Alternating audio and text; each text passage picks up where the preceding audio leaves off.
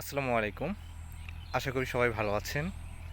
তো আজকে আমি ২-১ টা বিষয় নিয়ে একটু কথা বলতে চাচ্ছি আপনাদের সামনে। তো আপনারা তো সবাই আমার গ্রুপে আছেন। সবাই খুব স্বতঃস্ফূর্তভাবে এখানে আলোচনা করেন বা অনেকে রিভিউ দিচ্ছেন। তো আসলে মেইনলি আমি আপনাদের চিকিৎসা করি হোমিওপ্যাথির মাধ্যমে, রাইট? বাট আসলে হোমিওপ্যাথি বিষয়টা কী? কিভাবে কাজ করে? তো এই বিষয়টা নিয়ে আসলে আপনারা কনফিউজড বা এই বিষয়টা নিয়ে অবগত না। এমনকি হোমিওপ্যাথি এবং মডার্ন মেডিসিন মানে অ্যালোপ্যাথি ২ টার মধ্যে আসলে তফাৎ কী? এই বিষয়টা সম্বন্ধে আপনারা কিন্তু অবগত না। তো এই বিষয়টা আজকে একটু তুলে ধরার জন্য আমি চেষ্টা করব। তো ১ম এ আসি মডার্ন মেডিসিন বা অ্যালোপ্যাথি। এটা আসলে কিভাবে কাজ করে? এটা মোড অফ অ্যাকশনটা আসলে কী?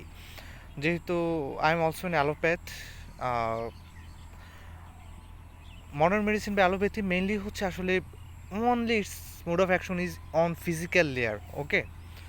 ফিজিক্যাল লেয়ার মানে হচ্ছে শুধুমাত্র আমার শারীরবৃত্তীয় যে বিষয়গুলো সেখানে হচ্ছে আমাদের মডার্ন মেডিসিন বা অ্যালোপ্যাথি কাজ করে। বাট আমাদের কিন্তু এটা বাদেও কিন্তু আবার ২টা লেয়ার আছে, সেটা হচ্ছে ইমোশনাল লেভেল এবং হচ্ছে মেন্টাল লেভেল। তো এই ২টা লেভেল কিন্তু কোনোভাবেই হচ্ছে আমার এই মডার্ন মেডিসিন টাচ করতে পারে না, ওকে?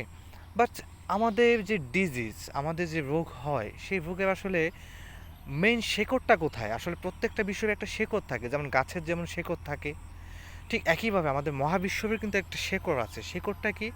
আমরা যে ফিজিক্সের যে লগুলো ইউজ করি সেগুলো কিন্তু হচ্ছে মহাবিশ্বের শেকড়। এই ফিজিক্সের যে কোনো একটা ল যদি ব্রেকডাউন হয় তাহলে আমাদের পুরো মহাবিশ্বটাই কিন্তু কলাপস হয়ে যাবে। অর্থাৎ এই কিছু লয়ের উপর, ফিজিক্সের কিছু লয়ের উপরেই কিন্তু হচ্ছে আমাদের এই মহাবিশ্বটা দাঁড়িয়ে আছে। আর গাছের শিকড়ের উপরে কিন্তু একটা গাছ দাঁড়িয়ে আছে। ঠিক একইভাবে আমাদের হিউম্যান বডি অথবা অ্যানিম্যাল বডি, এই বডিতেও কিন্তু একটা শেকড় আছে। আর শেকড়টা আসলে কী তাহলে? আমরা যদি শিকড়টা তাহলে ধরতে পারি তাহলে আমরা কিন্তু অনেক কিছু সমাধান করতে পারবো, ইনক্লুডিং আওয়ার ডিজিজ, ওকে? তো শেকড়টা হচ্ছে আমাদের মাইন্ড অর সোল, ওকে? এটা হচ্ছে আমাদের আমাদের বডির আসলে শেকড়। কীভাবে শেকড়? আমরা আসলে সবসময় যেটা ভাবি এটা হচ্ছে যে body and mind or soul ২টা আসলে টোটালি আলাদা একটা এন্টিটি, আমরা আসলে এটা ভাবি। আসলে এই কনসেপ্টটা totally wrong. Body and mind এটা কখনোই সেপারেট না, এটা টোটালি হচ্ছে ইন্টারকানেক্টেড, একটা আরেকটার সাথে কানেক্টেড। কোনোভাবে যদি আমাদের মাইন্ড এফেক্টেড হয় তাহলে সেটা অবশ্যই বডিতে হচ্ছে স্থানান্তরিত হয়, এবং কোনোভাবে যদি বডি হচ্ছে ট্রমাটাইজড হয় সেটা কিন্তু মাইন্ডে গিয়ে ইফেক্ট পড়ে। অর্থাৎ দুইটার সাথে সম্পর্কিত। যেমন ফর এক্সাম্পল আমি যদি বলি, কোনো মানুষ যারা দীর্ঘদিন ধরে হচ্ছে স্যাডনেসের মধ্যে ভোগে, ডিপ্রেশনে যদি তারা ভোগে, তাহলে একটা সময় গিয়ে দেখা যায় তাদের শরীরে বিভিন্ন ধরনের রোগ এসে বাসা বাঁধে। যেমন আর্থ্রাইটিস হতে পারে, রিউমাটয়েড আর্থ্রাইটিস, অ্যালার্জি, তারপরে মাইগ্রেনের প্রবলেম, ডায়াবেটিক্স, বিভিন্ন ধরনের সমস্যা দেখা যায়। দেখা যায় কি, যেমন আমি যদি কম্প্যারিজন করি, যেমন ধরেন ২টা মানুষ,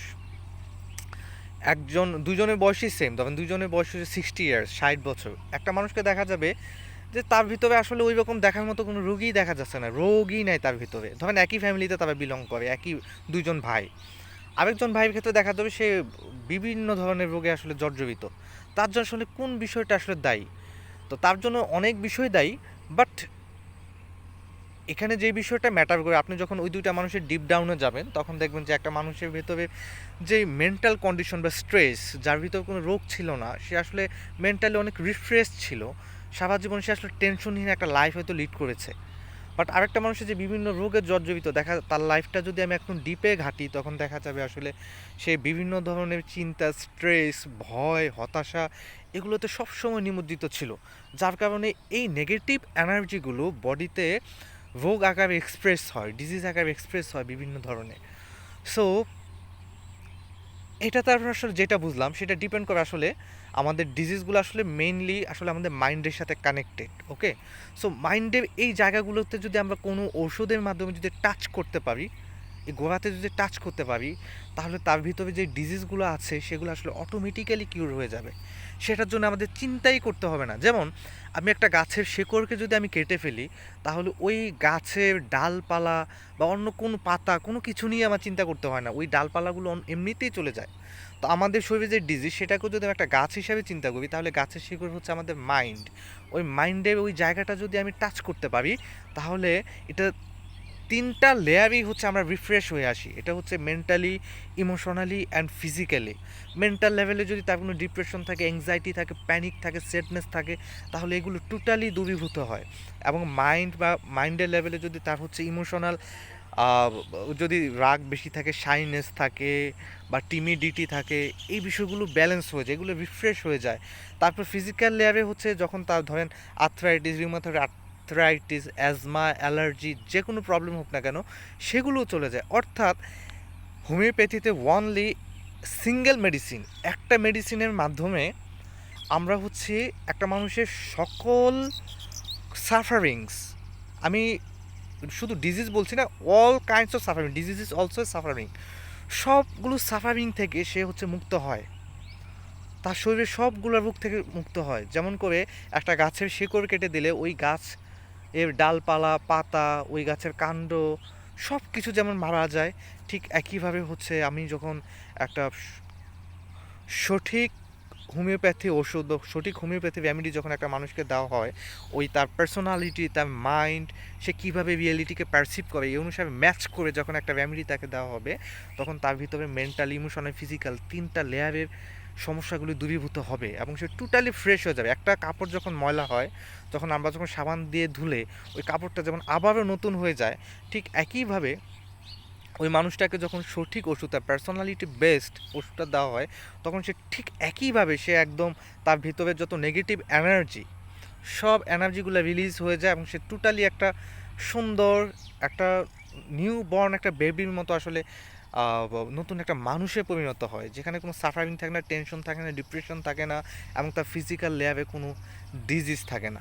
ওকে, তো এই হোমিওপ্যাথির যে এই বিষয়গুলো নিয়ে কিন্তু আমরা ম্যাক্সিমাম মানুষই হচ্ছে অবহিত নই, এবং আমাদের 90% বা 95% মানুষই হচ্ছে হোমিওপ্যাথি সম্বন্ধে আসলে হচ্ছে একটা বাজে একটা ধারণা এবং হচ্ছে ভ্রান্ত ধারণা, এবং তারা আসলে ভাবে যে হোমিওপ্যাথি হয়তো কাজ করে না, homeopathy fraud.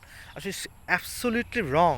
I am from the allopathy background, but I had some problem in my past life, এবং ওই প্রবলেমগুলো থেকে আমি আসলে হোমিওপ্যাথির মাধ্যমে কিউর পাই, কিছু মিরাকুলাস ট্রুথ আমি দেখি, যার মাধ্যমে আসলে আমি হোমিওপ্যাথিতে কনভার্ট হই। এবং এক্স্যাক্টলি বিষয়টা আসলে এই বিষয়টাই যে আসলে যখন আপনি অ্যালোপ্যাথি এবং হোমিওপ্যাথির তফাৎটা কি, যেটা বলতে চাচ্ছিলাম, আসলে অ্যালোপ্যাথি মেইনলি হচ্ছে ফিজিক্যাল ল্যাবে কাজ করে, যার কারণে ভেতরের যে আমাদের নেগেটিভ এনার্জি বা নেগেটিভ যে ফায়ার বা আগুন, সেগুলো কিন্তু ছাই চাপার মতো থাকে, যার কারণে আমাদের ক্রনিক ডিজিজ যেমন হচ্ছে ওসিডি বা হচ্ছে প্যানিক অ্যাটাক বা হচ্ছে আইবিএসের প্রবলেম বা যে কোনো ক্রনিক ডিজিজ, এগুলো কিন্তু যখন আপনি অ্যালোপ্যাথি ওষুধ খাবেন শুধুমাত্র এটা সাপ্রেসড হবে। আপনি যতদিন ওষুধগুলো খাবেন ততদিন হয়তো ভালো ফিল করবেন, বাট টোটালি ভালো ফিল করবেন না। বাট যখন খাওয়াটা ছেড়ে দিবেন, আবার কিন্তু সেম বিষয়গুলো মনে হবে ভিতর থেকে আগ্নেয়গিরি, অগ্নুৎপাতের মতো আবার ডিজিজগুলো মাথা নাড়া দিয়ে উঠছে। আসলে কেন এমনটা? কারণ আমাদের ভেতরের যেই ডিজিজের আগুন, সেগুলো আমরা কিন্তু অ্যালোপ্যাথি ওষুধ খেয়ে আমরা যা সাপ্রেস করে রাখি, আমরা যা সেগুলো ছাই চাপা আগুনের মতো ভেতরে মানে দমন করে রাখি, যার কারণে ওষুধগুলো ছেড়ে দিলে আবার শুরু, অর্থাৎ টোটালি কখনোই কিউর হয় না।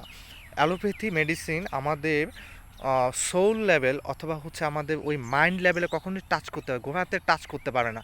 যেমন হচ্ছে অ্যালোপ্যাথি শুধুমাত্র বা মডার্ন মেডিসিন শুধুমাত্র ধরেন গাছের পাতা অথবা গাছের যে ডাল এতটুকুই কাটতে পারে, কিন্তু কখনোই এটার যে গোড়া ওইটাতে কখনোই টাচ করতে পারে না। যার জন্য হচ্ছে যখন একটা ডাল কেটে দেবেন, আপনার গাছের ডালটা কিন্তু আবারও গজাবে, পাতা কেটে দিলে পাতা কিন্তু আবারও গজাবে। ওষুধটা এক্স্যাক্টলি সেম, আপনি যদি শুধু ফিজিক্যাল ল্যাবে ওষুধটাকে পেলিয়েশন করার চেষ্টা করেন, ওষুধটা খাওয়া ছেড়ে দিলে আবারও কিন্তু ওষুধগুলো আবারও মাথা চারা দিয়ে ওঠে। যার কারণে যারা প্যানিকে ভুগছেন, আইবিএসে ভুগছেন বা ওসিডিতে ভুগছেন বা যে কোনো অ্যাজমা হতে পারে, তারা দেখবেন যে শুধুমাত্র যারা অ্যাজমাতে ভোগে তারা ইনহেলার নেয়, তারা মোনাস, মন্টেলুকাস্ট এই ধরনের ওষুধ, স্টেরয়েড নেয়।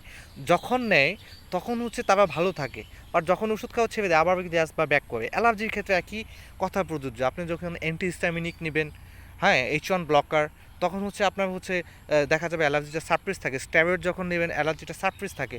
আর যখনই আপনি হচ্ছে ওই অ্যান্টিহিস্টামিন খাওয়া অফ করে দিবেন, যখনই আপনি হচ্ছে ওই অ্যালার্জির জন্য স্টেরয়েড খাওয়া অফ করে দিবেন, তখনই কিন্তু আবার ওই অ্যালার্জিটা আবারও কামব্যাক করে। কারণ এটা গোড়া তো আসলে আমাদের মাইন্ড, আমরা যেভাবে রিয়েলিটি পারসিভ করি।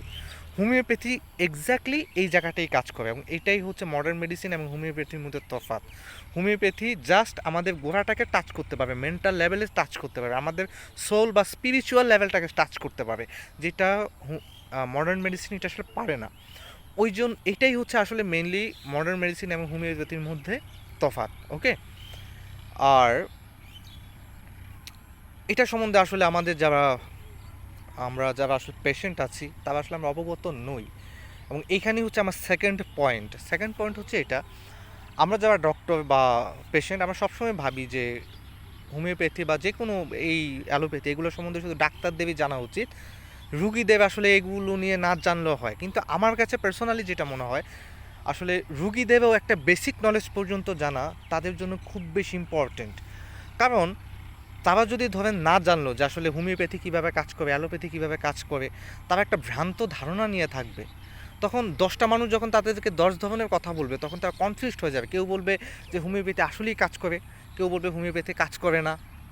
তো তখন আসলে তারা কোন দিকে যাবে, তারা আসলে কনফিউজড হয়ে যায়। বাট ওই রোগীগুলো, পেশেন্ট বা আপনারা যখন এই বিষয়গুলো নিয়ে যখন নলেজ থাকবে, আপনারা যখন বিষয়গুলো স্টাডি করবেন, তখন কিন্তু আপনি কারো কথায় বিভ্রান্ত হবেন না। তখন আপনি টোটালি বিষয়টা বুঝতে পারবেন যে একটা প্যাথি, একটা হোমিওপ্যাথি হোক অথবা মডার্ন মেডিসিন হোক, সেটা আসলে কীভাবে কাজ করে।